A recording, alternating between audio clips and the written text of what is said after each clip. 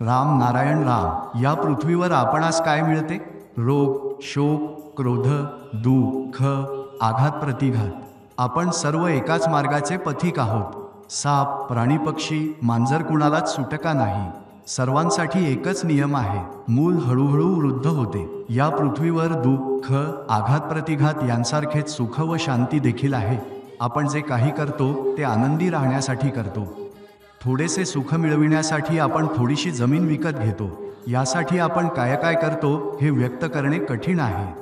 पण हे सुख म्हणजे केवळ एक भ्रम आहे. हे दात झाल्यावर होणाऱ्या खाजेसारखे आहे. रात्री जेव्हा दात खाजायला लागते तेव्हा आपण ती जोरात खाजवतो. जणू त्याहून अधिक आनंद काही नाही. पण या खाजेच्या परिणामस्वरूप जेव्हा मिठासारखा रस बाहेर पडतो आणि जळजळ सुरू होते तेव्हा यातना होतात. त्यावेळी वाटते की खाजवलेच नसते तर बरे झाले असते. इथे आपण सुख शोधतो पण त्याच वेळी दुःखही मिळते. एक मुलगा अचानक मरण पावतो. लोक म्हणतात एक मेला तर काय झाले, दुसरा जिवंत आहे ना. अशाच आशेवर लोक जगतात.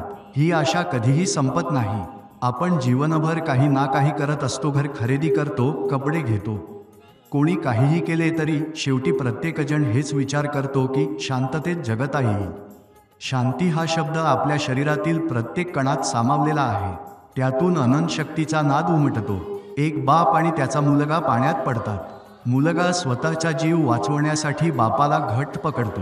पण तो जितका अधिक पकडतो बाप तितकाच अधिक बुडतो. अखेरीस दोघेही बुडून जातात. आपण सुख हवे, शांती हवी, पण इच्छांची काही मर्यादा नाही.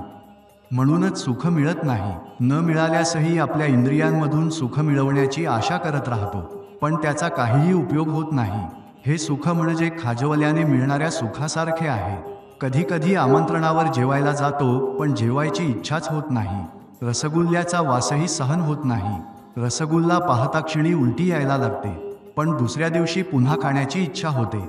ही जी काही क्षणिक विरक्ती वाटते ती केवळ काही काळापुरतीच असते.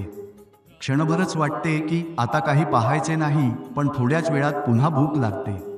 कितीही खाल्ले तरी समाधान होत नाही.